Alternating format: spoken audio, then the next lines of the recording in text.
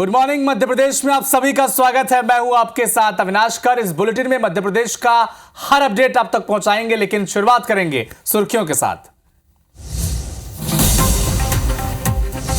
CM doctor Mohan Yadav आज भोपाल में police अधिकारियों के इंडक्शन कार्यक्रम में होंगे शामिल। मंत्रालय में सिंहस्थ की तैयारियां की समीक्षा भी करेंगे। स्वच्छ सर्वेक्षण समारोह में भी होंगे शामिल।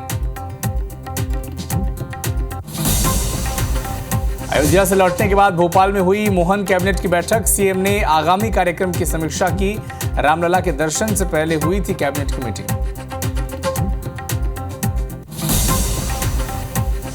मध्य प्रदेश में भारत जोड़ो न्याय यात्रा का चौथा दिन आज राजगढ़ के सारंगपुर से शुरू होगी यात्रा। शाजापुर में रोड शो करेंगे राहुल गांधी। उज्जैन में बाबा महाकाल के दर्शन भी करेंगे। छतरपुर में बीएसपी नेता की हत्या, सरेआम गोली मारकर मौत के घाट उतारा। बिजावर विधानसभा से 2 बार लड़ चुके थे चुनाव। बड़वानी में अनियंत्रित होकर डिवाइडर से टकराई कार। हादसे में 1 की मौत, 4 लोग घायल। टायर फटने के चलते हुआ सड़क हादसा।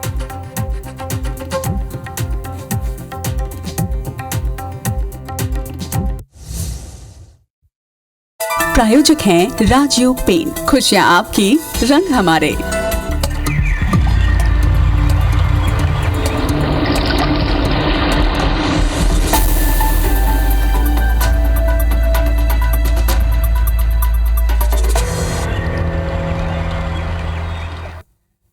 छतरपुर से बड़ा अपडेट आप तक पहुंचा दें। बीएसपी नेता की गोली मारकर हत्या कर दी गई है। गजराज पैलेस के सामने यह हत्या हुई है और सागर रोड पर बीएसपी नेता महेंद्र गुप्ता की हत्या कर दी गई है। 2023 विधानसभा चुनाव में बिजावर से प्रत्याशी थे। 2 बार चुनाव विधानसभा बिजावर से ही लड़ चुके हैं, लेकिन गोली मारकर हत्या कर दी गई गजराज पैलेस के सामने। एक शादी समारोह में शामिल होने के लिए वो गए थे। जैसे ही गाड़ी से उतरे उन्हें गोली मारकर हत्या कर दी गई उनकी, और आरोपी जो थे वो फरार हो गए।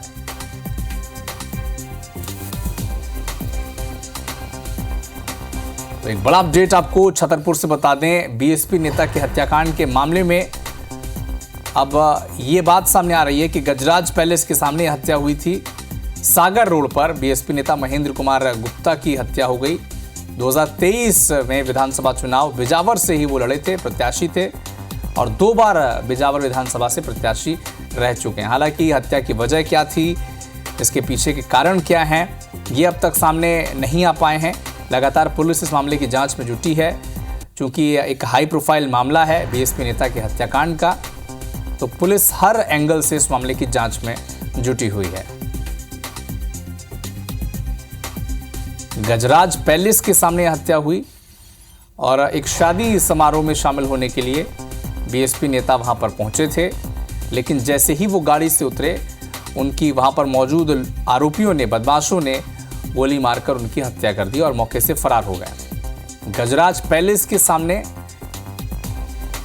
इस वारदात को अंजाम दिया गया। बिजावर से 2 बार के वो प्रत्याशी रह चुके हैं, विधानसभा चुनाव लड़ चुके हैं। और इसी खबर पर अधिक जानकारी के लिए अभिषेक सिंह हमारे साथ लाइव जुड़ चुके हैं छतरपुर से। एक हाई प्रोफाइल मामला। अभिषेक, अभी क्या इस मामले पर अपडेट है, बताएं दर्शकों को। ये बहुत बड़ा हाई प्रोफाइल मामला है और जिस तरीके से ये सनसनीखेज वारदात की गई है, पूरे क्षेत्र में सनसनी फैली हुई है और इतनी नृशंस हत्या की गई, इतनी बुरी तरीके से गोली मारी गई है कि सिर के ऊपर का पूरा हिस्सा जो है वो बाहर ऐसे पड़ा हुआ था जैसे फैल गया हो, और उनका जो माथा था ऊपर, सिर का हिस्सा था, पूरा फट चुका था। हालांकि पुलिस प्रशासन तुरंत मौके पर पहुंचा है, लेकिन अभी इस मामले में कोई गिरफ्तारी नहीं हो पाई है और मामला अभी तफ्तीश में पुलिस ने लिया हुआ है। अपराध पंजीबद्ध जरूर कर लिया सिविल लाइन थाना में 302 का। और जैसा कि उनका गार्ड था, उसका कहना था कि एक लड़के ने बगल से आके गोली मारी, लेकिन निश्चित ही जैसे रैकी की गई और इससे पॉइंट टू पॉइंट एक कोल्ड ब्लडेड मर्डर जो किया गया है, निश्चित रूप से 3 से 4 लोग इस घटना में शामिल हो सकते हैं। अभिषेक, हत्या हो गई बीएसपी नेता की, अब तक आरोपी गिरफ्तार नहीं हुए हैं। लॉ एंड ऑर्डर पर गंभीर सवाल उठ रहे हैं। जी बिल्कुल, कोई सामान्य रूप से शादी समारोह में गया हुआ है, खाना वाना खाकर बाहर निकल रहा है और निकलते ही उसकी ऐसे हत्या कर दी गई, और जैसे बहुत प्लानिंग की गई हो, बहुत दिनों से ये प्लानिंग चल रही हो, निश्चित रूप से रेकी की गई थी, बहुत दिनों से ऐसा लग रहा था। और पुलिस की जो कार्य व्यवस्था है उसमें सवालिया निशान तो यहाँ बनता ही है। और खुलेआम इस तरीके से भले ही रात का समय है लेकिन दिन दहाड़े हत्या करने वाली जो कहावत है वो सामने आ रही है और सैकड़ों लोगों के सामने ये हत्या की गई, ये एक सबसे बड़ा सवाल है। प्रशासन से बातचीत हुई अभिषेक इस विषय पर, क्योंकि आरोपियों की गिरफ्तारी नहीं हो पाना, दिन दहाड़े इस तरह की हत्या की वारदात को अंजाम देना एक सोची समझी रणनीति का हिस्सा अपराधियों की तरफ से है, क्योंकि बिना किसी पुख्ता रणनीति की इस तरह की हत्याकांड को अंजाम देना आसान काम नहीं है। तो प्रशासन का क्या कहना है, क्योंकि गिरफ्तारी अब तक नहीं हो पाई है? देखिए, ये कल रात को 8:30 बजे के आसपास की घटना है। इतने सारे लोगों के सामने घटना हुई तो पुलिस प्रशासन भी तत्काल वहां पहुंचा, सीएसपी पहुंचे, टीआई पहुंचे 2-3 वहां पर, और एसपी जो अमित सांघी है, जो डीआईजी भी है इस समय, वो भी वहां पहुंच गए थे। आधा घंटा वो भी रुके, पूरी तफ्तीश वगैरह की। लेकिन चूंकि अभी तक प्रशासन की ओर से कोई गिरफ्तारी वाला जो एंगल है, गिरफ्तारी की सूचना नहीं मिली है। हालांकि पुलिस रात भर से खोजबीन में लगी, कई टीमें भी बनाई गई है, हमें सूत्रों से पता चला है। अधिकारी फिलहाल अभी मौन है सुबह से, और निश्चित रूप से पुलिस की हाथ बात और जांच पर एक बड़ा प्रश्न लग चुका है, क्योंकि बताया जा रहा है कि महेंद्र गुप्ता थे, इन्हें पहले से जान का खतरा था, इनकी पारिवारिक दुश्मनी चलती है वहीं आसपास के क्षेत्र में, और चुनाव के समय भी इन्हें अधिक जो सुरक्षा प्रदान की गई थी। हालांकि जो विधायक का टिकट जो बढ़ते हैं नॉमिनेशन, उन्हें सुरक्षा तो मिलती है, लेकिन इन्हें अधिक 1 महीने की सुरक्षा पुलिस की तरफ से दी गई थी, जो बाद में इन्हीं के आवेदन पर हटा ली गई।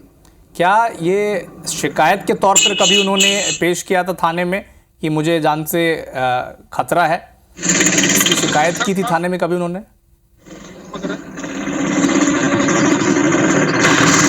आपका आवाज सब दोबारा सवाल। अभिषेक, ये पूछना चाहता हूं कि क्या बीएसपी नेता ने, जिनकी हत्या कर दी गई है, उन्होंने कभी थाने में शिकायत की थी कि उनकी जान पर खतरा है, उन्हें सुरक्षा मुहैया कराई जाए?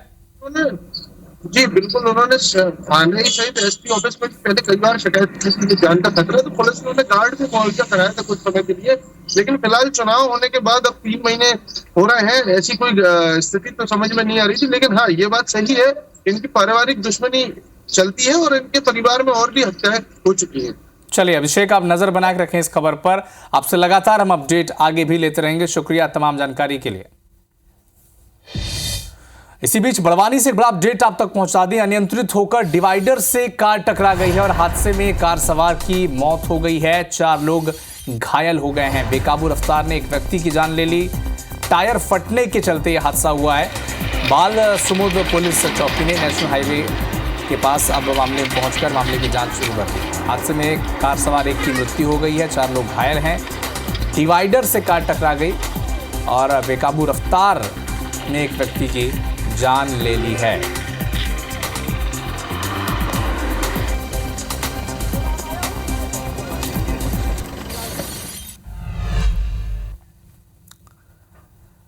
तो आज मध्य प्रदेश का एक बड़ा पॉलिटिकल अपडेट आपको बता दें। मध्य प्रदेश में भारत जोड़ो न्याय यात्रा का आज चौथा दिन है। सुबह 8:30 बजे पचौर में राहुल गांधी का भव्य स्वागत किया जाएगा। सारंगपुर में 9:30 बजे उनका स्वागत होगा। 11:30 बजे शाहजहांपुर में उनका भव्य रोड शो होना है और मक्सी में न्याय यात्रा का एक स्वागत जबरदस्त तरीके से वहां पर होना है। तो कांग्रेस कार्यकर्ता जहां जहां राहुल गांधी जा रहे हैं उनका भव्य स्वागत कर रहे हैं। और आज एक और खास बात है राहुल गांधी की यात्रा में कि वो उज्जैन में बाबा महाकाल के दर्शन भी करेंगे। पिछली बार भी जब भारत जोड़ो यात्रा जो दक्षिण से उत्तर की तरफ, कन्याकुमारी से कश्मीर की तरफ जा रही थी, तब भी वो उज्जैन में बाबा महाकाल के दर्शन के लिए रुके थे, पूजा अर्चना की थी। और आज भी जब उत्तर पूर्व से उनकी यात्रा शुरू हुई और मुंबई में जाकर इसका जब समापन होना है, तो इसी बीच, इस यात्रा के बीच भी राहुल गांधी भारत जोड़ो न्याय यात्रा के बीच में उज्जैन में बाबा महाकाल के दर्शन करेंगे। भोपाल से एक बड़ा अपडेट आपको बता दें। सीएम डॉक्टर मोहन यादव के आज के पूरे कार्यक्रम का शेड्यूल आप तक पहुंचा दें। आरसीवीपी, नरहुन्ना प्रशासन और प्रबंधकीय अकादमी आज मुख्यमंत्री जाएंगे। सुबह 10 बजे पुलिस अफसरों के इंडक्शन कार्यक्रम में वो शिरकत करेंगे। सुबह 11:10 पर मंत्रालय में सिंहस्थ के कार्यों की समीक्षा करेंगे। मंदिर की समस्याओं को लेकर बैठक भी लेंगे। 11:45 पर सरकारी मंदिरों की समस्याओं पर मुख्यमंत्री मंथन करेंगे। राज्य स्तरीय सम्मान समारोह में भी वो शामिल होंगे। दोपहर 3 बजे लाल परेड ग्राउंड में एक कार्यक्रम में वो शामिल होंगे। इसके अलावा स्वच्छ सर्वेक्षण 2023 के सम्मान समारोह में वो शामिल होने जा रहे हैं। इसके अलावा कार्यक्रम में नियुक्ति पत्रों का वितरण भी मुख्यमंत्री करेंगे। जल संसाधन विभाग का प्रस्तुतिकरण होगा। शाम 5:30 बजे प्रेजेंटेशन देखेंगे। नर्मदा नियंत्रण मंडल की वृहद परियोजनाओं की एक बैठक में भी वो शामिल होंगे। शाम 6 बजे ये बैठक होनी है।